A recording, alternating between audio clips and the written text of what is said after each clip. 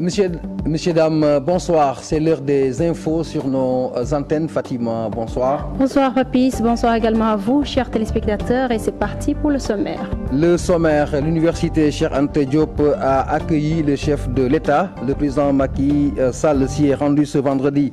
Les chantiers en cours ont été visités. Un moment d'échange avec les étudiants, les professeurs et le personnel. Nous serons en direct dans un petit moment avec nos reporters sur place. La libération des 26 Sénégalais détenus en Gambie suscite encore des réactions. Ce geste du président gambien ne mérite pas d'être salué. Seydi Gassama d'Amnesty suggère même plus de pression sur Yaya Jammeh. Il considère que la pression exercée sur Banjul explique cette grâce présidentielle. Et puis prolongation de l'année scolaire par décret présidentiel. L'UDEN adhère à la décision sous le rapport de la légalité, mais dénonce la manière, une évaluation de cette mesure annoncée dans un très court délai. Autre prolongation, celle des inscriptions pour le pèlerinage à la Mecque de 2015. 11 jours ont été accordés aux pèlerins. À l'origine de cette prolongation, le retard accusé au mois du Ramadan et la grève des médecins, entre autres motifs.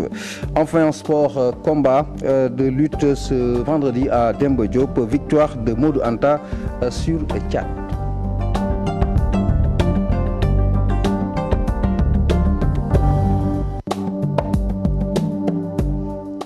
Bonsoir à tous. Je vous le disais dans le sommaire, le président Macky Sall était à l'université Cheikh Anta Diop ce vendredi.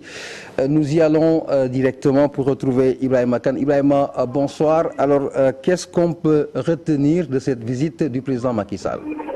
Alors, bonsoir Papis Diaw. Ce qu'on peut retenir du visite du président Macky Sall, le chef de l'État annonce la tenue d'un procès pour faire jaillir la lumière sur le meurtre de l'étudiant Bassirou Faye. Macky Sall, répondant aux interpellations des étudiants, déclare que le doyen des juges a déjà bouclé l'instruction concernant ce dossier et que le dit procès devrait se tenir à la prochaine rentrée judiciaire en octobre probablement. Autre point sur lequel le président Sall est revenu, les travaux d'extension et de réhabilitation des universités publiques du Sénégal, non sans rappeler le programme de construction d'équipements de 100 laboratoires de travaux pratiques pour améliorer les conditions d'études et de recherche des professeurs et étudiants, un programme évalué à 34 milliards de francs CFA. Macky Sall, visiblement outré par les grèves répétitives ayant abouti au chamboulement du calendrier universitaire, a demandé également à l'ensemble des universitaires de tout faire pour le rétablir. Un bémol, Papis, tout de même, dans cette visite, il faut le signaler, un groupe d'étudiants s'est mis à lancer des pierres à la délégation présidentielle. Ils ont été dispersés par les forces de l'ordre à coups de grenades lacrymogènes. Et également, une personnalité non grata ici à l'université Cheikh Anta Diop. Il s'agit bien sûr du ministre de l'Éducation, de l'Enseignement supérieur. À chaque fois que son nom est prononcé, des huées s'ensuivent, Papis Diaw. Ibrahima Kane, merci. Nous restons justement à l'université pour toujours accompagner cette visite du président de la République. Nous allons avoir en direct dans un petit moment Fatou Bintou Conté également. Fatou Bintou, bonsoir. Alors, Fatou Bintou n'est pas encore en ligne. Je rappelle que c'est une visite du chef de l'État ce vendredi. Vous avez entendu ce qui s'y passe encore. Alors, nous poursuivons pour ratisser un peu large. Fatou Bintou Conté, bonsoir. Merci d'être avec nous. Alors, qu'est-ce qu'on peut retenir également de ton côté? Oui, Papis, bonsoir. Comme je vous l'ai dit tout à l'heure en Wolof, la visite du président, c'est-à-dire du chef de l'État Macky Sall, a été vraiment une visite mouvementée au sein de l'université Cheikh Anta Diop de Dakar. Parce que, comme on peut le remarquer, la voiture du chef de l'État a été caillassée, les ministres ont été hués, et pratiquement, on peut dire que l'inauguration s'est très mal passée. La visite du mois s'est très mal passée pour le chef de l'État. S'il y était l'intervention de certaines forces de l'ordre, de ces gardes du coup, le président allait être vraiment blessé parce que les rafales de pierre que l'on jetait les étudiants, des rafales de pierre qui viennent d'un pavillon qu'on appelle le pavillon S et que les gens ne s'y attendaient pas. Il y avait des huées vraiment, il y a des milliers d'étudiants étaient là, disposés à huer le chef de l'État et ils l'ont fait, ils ne l'ont pas raté. C'était vraiment difficile cet après-midi pour le chef de l'État au niveau de l'université Cheikh Anta Diop de Dakar. Voilà, Fatou Bintou Conté et Ibrahim Makan étaient en direct depuis l'UCAD pour le compte de cette visite. Nous y restons, Fatima. Nous y restons. Cette visite du chef de l'État à l'université Cheikh Anta Diop de Dakar. Il a inauguré la deuxième cité des enseignants du supérieur, 140 appartements pour une valeur de 5,7 milliards de francs CFA. Une initiative qui vise à améliorer les conditions de vie et de travail des enseignants du supérieur Ibou Diouf et Younous Diatta. Le président de la République, Macky Sall, est accueilli sous une fine pluie. L'inauguration de la deuxième cité des enseignants du supérieur de l'UCAD oblige.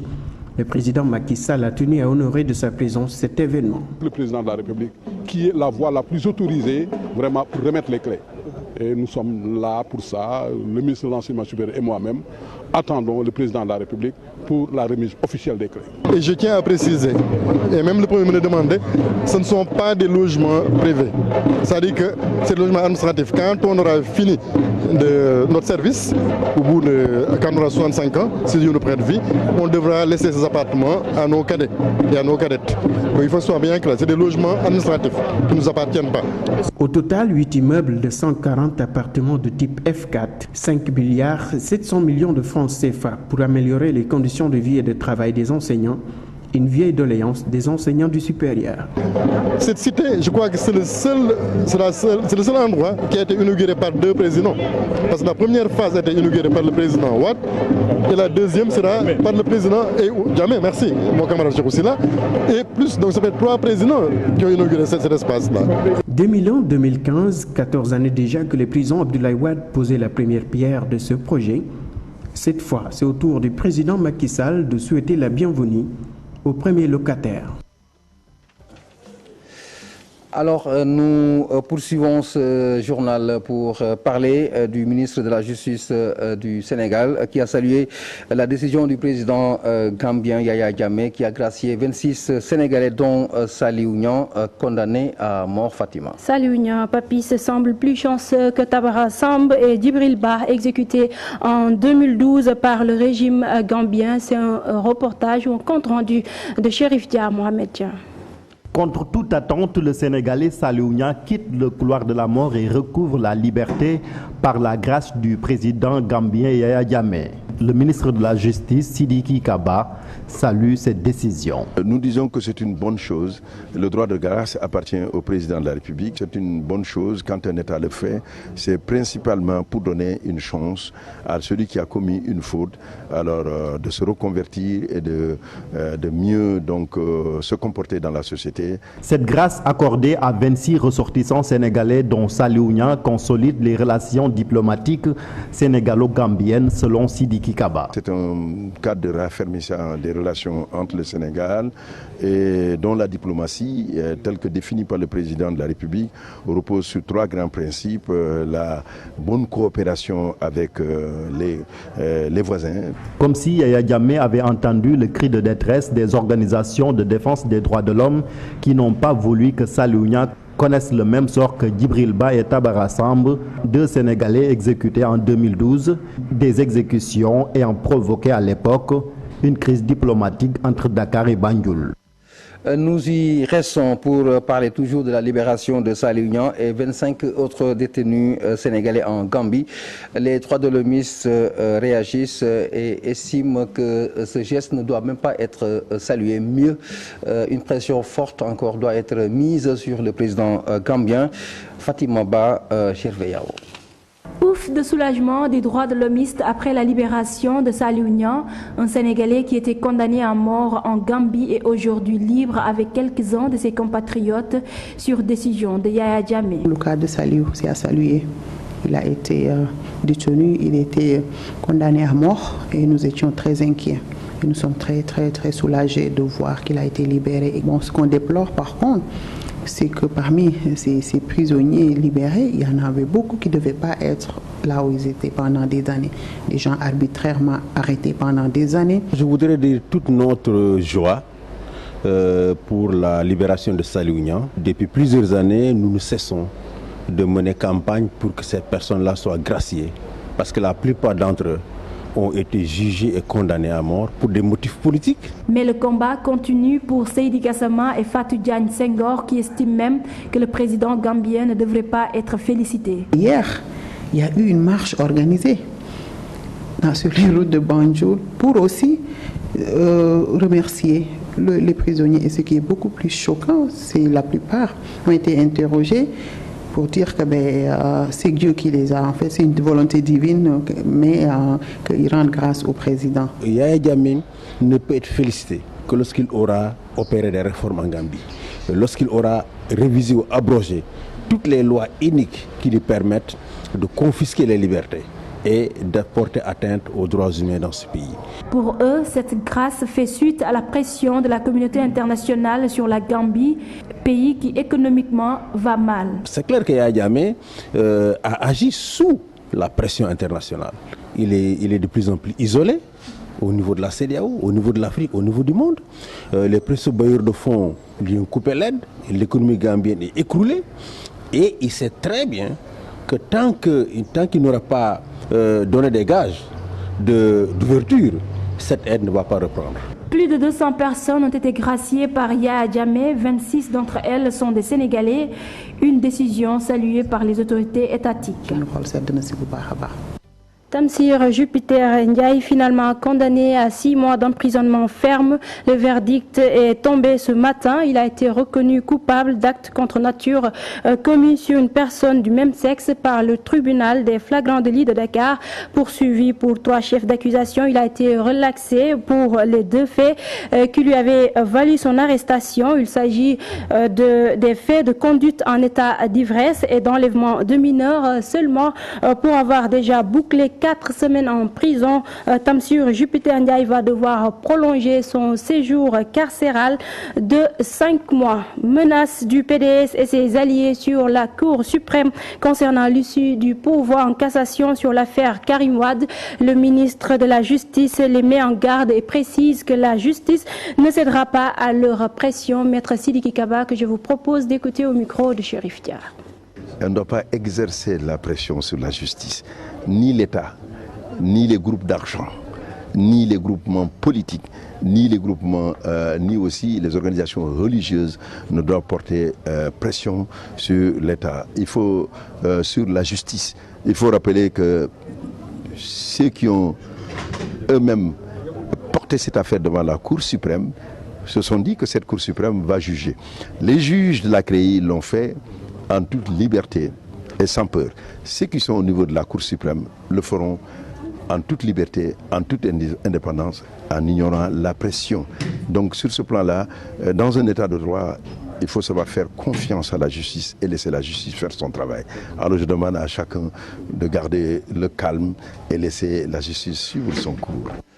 L'Union démocratique des enseignants du Sénégal juge légale la prolongation de l'année scolaire jusqu'au 7 août prochain. Seulement Papis, le secrétaire général adjoint de l'UDEN, parle d'une absence de concertation. Diapsen annonce une évaluation de cette mesure dans les plus brefs délais. Alassane Ba.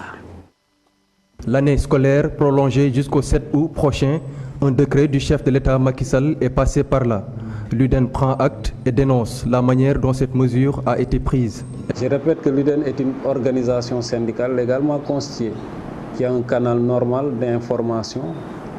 Et jusqu'à présent, par notre courrier, nous n'avons reçu aucun document officiel venant de quelconque autorité académique ou en tout cas gouvernementale nous informant de ce décret-là. Le secrétaire général adjoint de l'Union démocratique des enseignants et enseignantes du Sénégal invite ses camarades à se conformer à cette mesure, même s'il rappelle qu'ils avaient déjà averti le gouvernement. Parce que rappelons-nous que nous avions attiré l'attention des gouvernants sur des possibles perturbations par rapport aux examens. Mais le ministre de l'Éducation nous avait dit qu'il n'est pas dans une logique de réaménagement du calendrier scolaire, puisque la grève n'avait en rien entamé les enseignements apprentissages. Membre du grand cadre, l'UDEN ne s'est pas encore concerté sur le décret. Mais selon Diapsen, une évaluation va se faire très prochainement. À travers ce grand cadre aussi, nous allons dire notre position officielle par rapport à tout ça et apprécier à juste mesure. Cette mesure-là doit être évaluée, puisqu'il y a eu des mesures pareilles qui ont été prises et qui continuent à faire leurs effets, même si ce n'est pas illégal.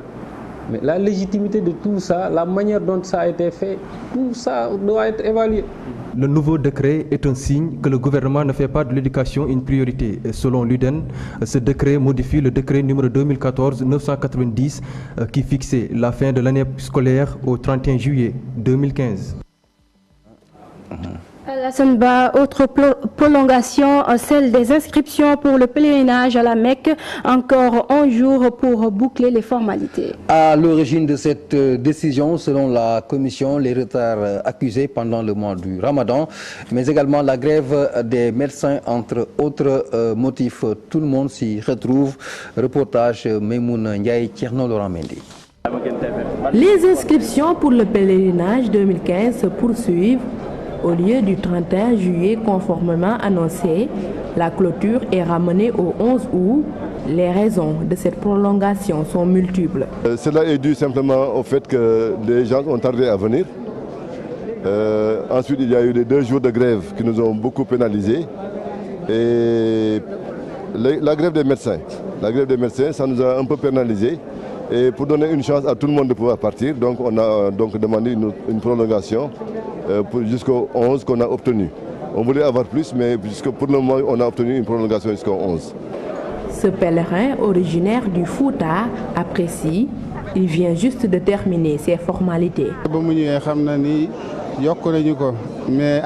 Quand je suis arrivé, la commission m'a informé de la prolongation des inscriptions. C'est une bonne décision et cela permettra aux futurs pèlerins qui étaient malades de se soigner avant de rallier les lieux saints de l'islam.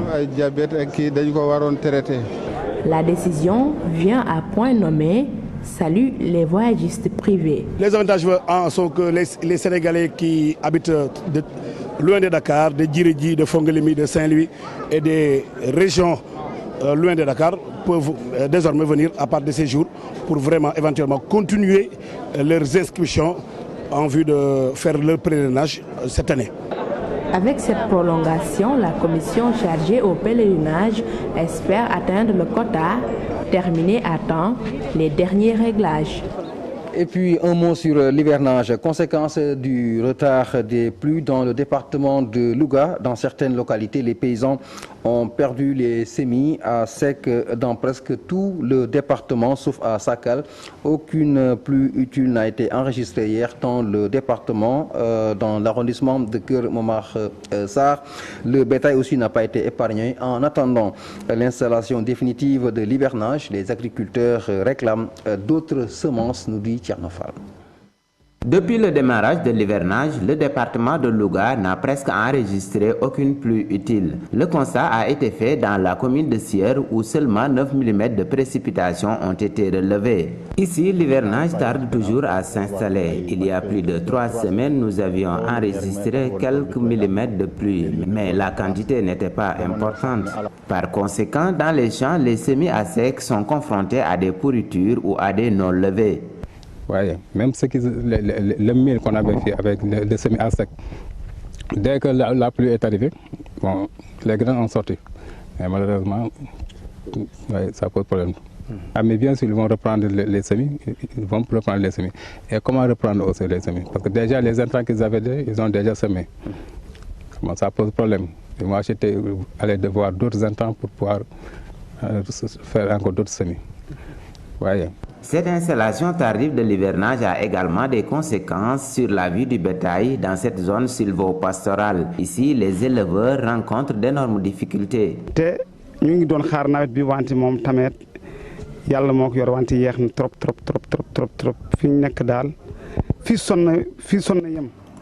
Actuellement, nous sommes très fatigués. L'hivernage tarde à s'installer et l'aliment de bétail aussi, ça fait défaut. À vrai dire, nous sommes très inquiets car le bétail est en train de mourir dans la brousse.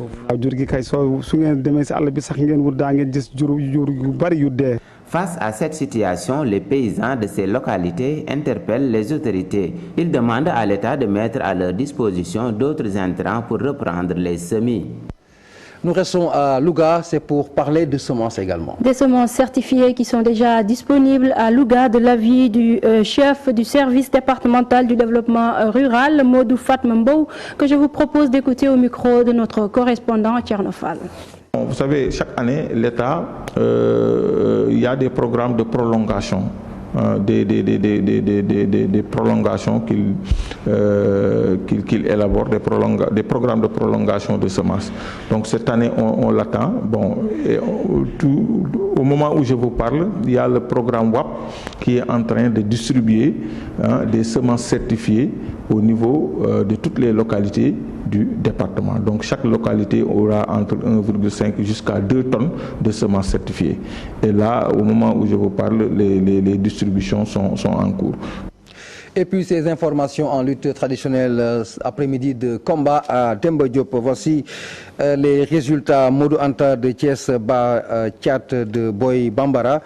Força sur décision médicale l'emporte aux dépens de Super Étoile dans un combat, nous dit-on, âprement discuté, que vous avez certainement suivi en direct sur nos antennes. Quench de Lansar bat de fort belle manière Tafagé numéro 2 de Fass. Et enfin Cobra numéro 2 a battu Limousine ce week-end. Donc ce sera tout pour ce journal de ce vendredi.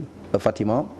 Merci Papis, merci également à vous, chers téléspectateurs. Merci à tous ceux qui nous ont suivis et excellent week-end à tous.